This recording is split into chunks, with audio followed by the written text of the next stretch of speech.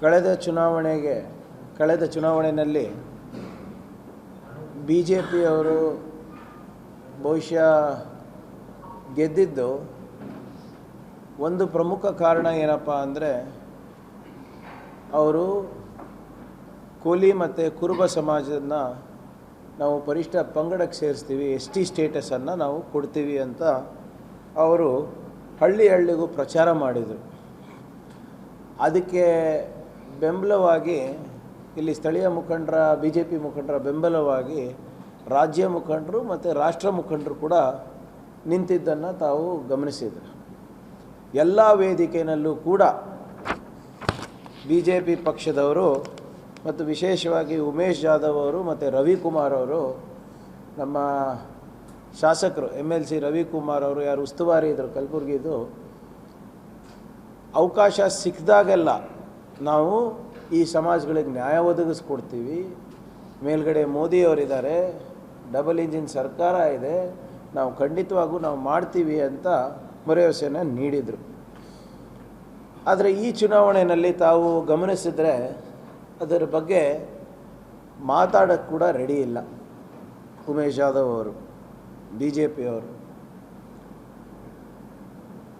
ಯಾರಾದರೂ ಕೈಲಾಗಲಾರ್ದಂಥ ಮನುಷ್ಯದ ಉದಾಹರಣೆ ಕೇಳಬೇಕು ಅಂದರೆ, ತೋರಿಸ್ಬೇಕು ಅಂದರೆ ಅದು ಉಮೇಶ್ ಜಾಧವ್ ಅವರಿಗೆ ನಾವು ತೋರಿಸ್ಬೇಕಾಗ್ತದೆ.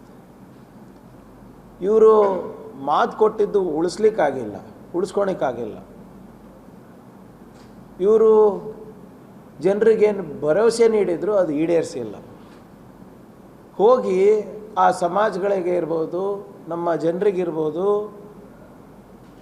ಕಾಲು ಬಿದ್ದು ಕ್ಷಮೆ ಕೇಳೋದು ಬಿಟ್ಟು ಉಲ್ಟಾ ಅವರು ಕಾಂಗ್ರೆಸ್ ಮೇಲೆ ಇವತ್ತು ಗೂಬೆ ಕೂಡಿಸ್ಲಿಕ್ಕೆ ಪ್ರಯತ್ನ ಮಾಡ್ತಾರೆ. ಕುಣಿಯೋಕ್ಕೆ ಗೊತ್ತಿಲ್ಲ ಅಂದರೆ ನೆಲ ಡೊಂಕು ಅಂತ ಹೇಳ್ದಂಗೆ ಈ ಗಾದೆ ಅವರಿಗೆ ಹೇಳಿ ಮಾಡಿಸ್ದಂಗಿದೆ ಉಮೇಶ್ ಜಾಧವ್ ಅವರಿಗೆ. ಕಳೆದ 2-3 ದಿನದಿಂದ ನಾವು ಗಮನಿಸ್ತಾ ಇದ್ದೀವಿ, ಎಲ್ಲನೂ ಕೂಡ ಕಾಂಗ್ರೆಸ್ಸಿಂದ ಆಗಿರೋದು.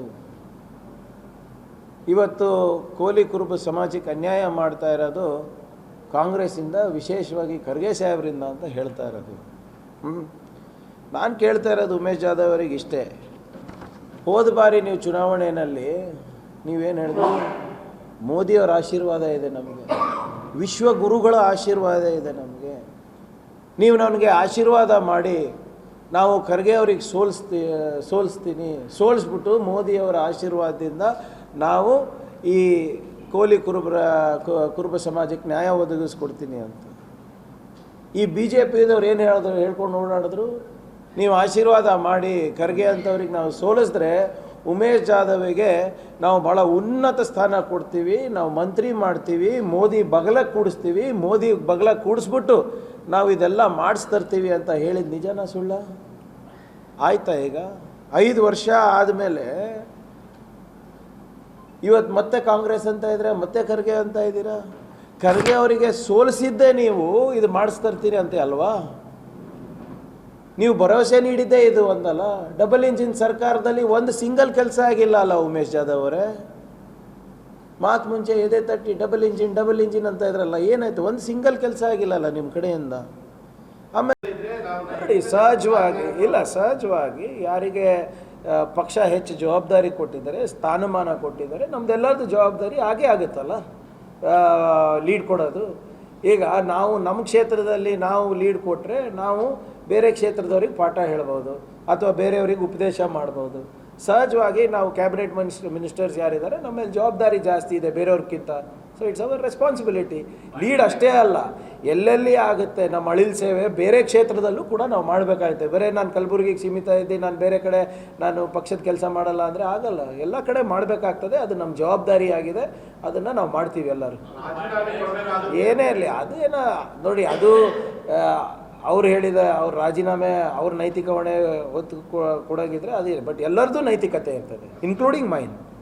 ಸೊ ಅವಾಗೇನು ಸಂದರ್ಭ ಬರ್ತದೆ ನೋಡೋಣ. ಎಷ್ಟೊಂದು ಸರಿ ನಾವು ಲೀಡ್ ಕೊಟ್ಟಿಲ್ಲ ಅಂದರೆ PCC ಅಧ್ಯಕ್ಷರು ರಾಜೀನಾಮೆಗಳು ಕೊಟ್ಟಿದ್ದಾರೆ, ಸ್ಥಾನಮಾನದಲ್ಲಿ ಮೇಲೆ ಏನು ರಾಜೀನಾಮೆ ಕೊಟ್ಟಿದ್ದಾರೆ, ಮಂತ್ರಿಗಿರಿ ಮೇಲೆ ರಾಜೀನಾಮೆ ಕೊಟ್ಟಿದ್ದಾರೆ. ನೈತಿಕ ಹೊಣೆ ಎಲ್ಲರೂ ಒತ್ಕೋಬೇಕಾಗ್ತದೆ.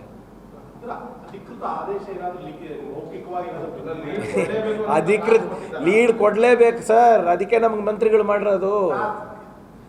Task is to ensure we win the parliament, not only give lead in my constituency. ಬರೀ ಚಿತ್ತಾಪುರ ಅಷ್ಟೇ ಅಲ್ಲ, ಕಲಬುರ್ಗಿನ ಗೆಲ್ಸೋದು ಕೂಡ ನಂದೇ ಜವಾಬ್ದಾರಿ, ಬೀದರ್ ಗೆಲ್ಸೋದು ಈಶ್ವರ್ ಖಂಡ್ರೆ ಅವ್ರ ಜವಾಬ್ದಾರಿ, ದರ್ಶನಾಪುರ ಅವರು ರಾಯಚೂರು ಗೆಲ್ಸೋದು ಅವ್ರದ್ದು ಬೋಸರಾಜು ಅವ್ರ ಜವಾಬ್ದಾರಿ.